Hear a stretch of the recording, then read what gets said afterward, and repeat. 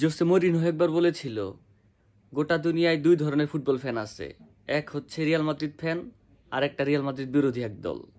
সেটার প্রমাণ এই ইউরোপিয়ান রাতগুলো আসলে, চ্যাম্পিয়ন্স লিগের ঐতিহাসিক রাতগুলো আসলে পাওয়া যায়। পুরা ফুটবল দুনিয়া রিয়াল মাদ্রিদের হার দেখার জন্য অপেক্ষা করে থাকে, কিন্তু দিন শেষে Real Madrid being Real Madrid, শত নাটক জমিয়ে হলেও রিয়াল মাদ্রিদ ম্যাচ উইন করে বের হয়ে আসে।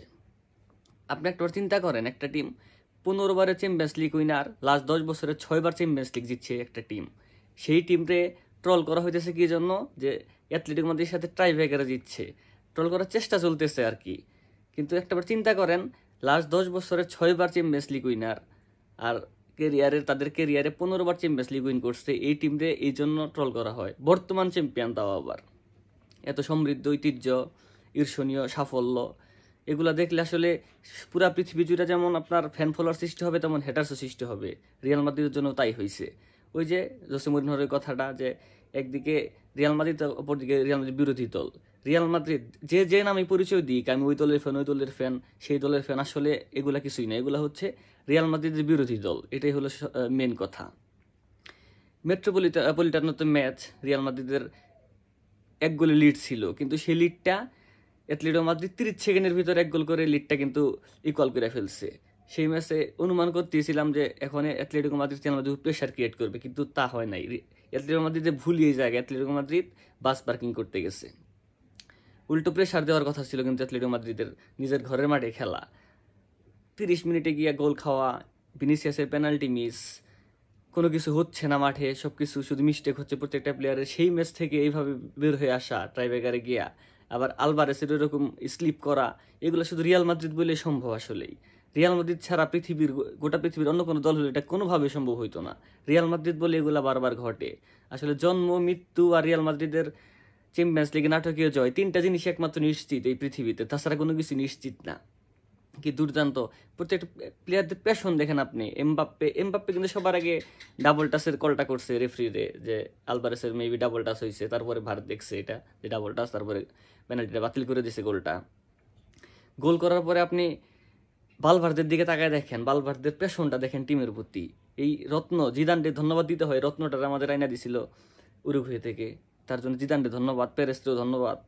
আর বেলিংহাম, সব থেকে কালকের ম্যাচে সব থেকে বেশি স্পেস কভার করছে কে? Bellingham, Jude Bellingham. 120 মিনিটের ম্যাচ, লাস্ট 120 মিনিটে গিয়েও কাউন্টার অ্যাটাক ঠেকানোর জন্য নিচে নেমে আসি স্লাইডিং ট্যাকল করে বল উইন করতেছে। প্রত্যেকটা প্লেয়ার তখন মাঠে হারতেছে, কিন্তু বেলিংহাম 1 মিনিটের জন্য দাঁড়াইতেছে না। এগুলো টিমের প্রতি প্যাশন, এই টিম বেস্টটা যে ধারণ করে বুকে, এগুলা তা দেখলে বোঝা যায়। আসলে Real Madrid being Real Madrid এইভাবে নাটকীয়ভাবে জিতবে রিয়াল মাদ্রিদ, সহজভাবে যেটা গেল আসলে রিয়াল মাদ্রিদ সুলভ জয় হইল না, এটাই হলো তার প্রমাণ। তা না হলে ওইভাবে ওব্লাকের মতো গোলকিপারের হাতে বল লাইগা রুডিগারের ওই পেনাল্টিটা কিন্তু ভালো হয় না, বাজে একটা পেনাল্টি, ওইভাবে নেটে বল ঢুকে না। এটা রিয়াল মাদ্রিদ বলে পসিবল। আবারও অ্যাথলেটিকো দুর্ভাগ্য, আবার রিয়াল মাদ্রিদ সুলভ, রিয়াল মাদ্রিদের খেলা এটাই বারবার হয়ে আসতে আসে। এই নিয়ে 5বার অ্যাথলেটিকো মাদ্রিদ রিয়াল মাদ্রিদের সাথে হাইরা চ্যাম্পিয়ন্স লিগতে বাদ হয়ে গেল, দুর্ভাগা বলতেই হয়। সিমিওনে ফাইট করছে, সিমিওনের টিম দুর্দান্ত ফাইট করছে 120 মিনিট। সিমিওনে, আপনি একটা জিনিস খেয়াল করছেন কি, সিমিওনে আসার আগে কিন্তু অ্যাথলেটিকো মাদ্রিদ কোনোদিন রিয়াল মাদ্রিদ হারাইতে পারতো না, টানা 10 বছর কোনো জয় ছিল না অ্যাথলেটিকো মাদ্রিদ রিয়াল মাদ্রিদের সাথে। রিয়াল মাদ্রিদের ইয়ারা ফ্যানরা প্লে কার্ড নিয়ে যাইতো স্টেডিয়ামে, যে আমরা ডার্বি ম্যাচে উত্তেজনা চাই, ডার্বি ম্যাচের মতো হোক, অ্যাথলেটিকো মাদ্রিদ তোমরা ফাইট করো। সেই অ্যাথলেটিকো মাদ্রিদ কিন্তু এখন রিয়াল মাদ্রিদের সাথে যেগুলো ফাইট করতেছে, দুর্ভাগা এরা।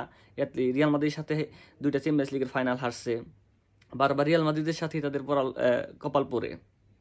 তারপরে অ্যাথলেটিকো মাদ্রিদের প্রতি রিসপেক্ট, তার দুর্দান্ত পারফরমেন্স করছে, দুর্ভাগা ছিল।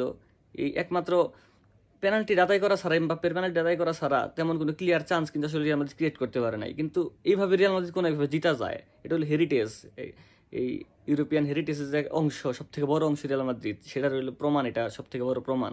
কোনো না কোনোভাবে ম্যাচ বের করে নিয়ে আসে, কেউ না কেউ ম্যাচ বের করার জন্য প্রস্তুত হয়ে যায়, কেউ না কেউ উদ্ধার করে নিয়ে আসে রিয়াল মাদ্রিদরে।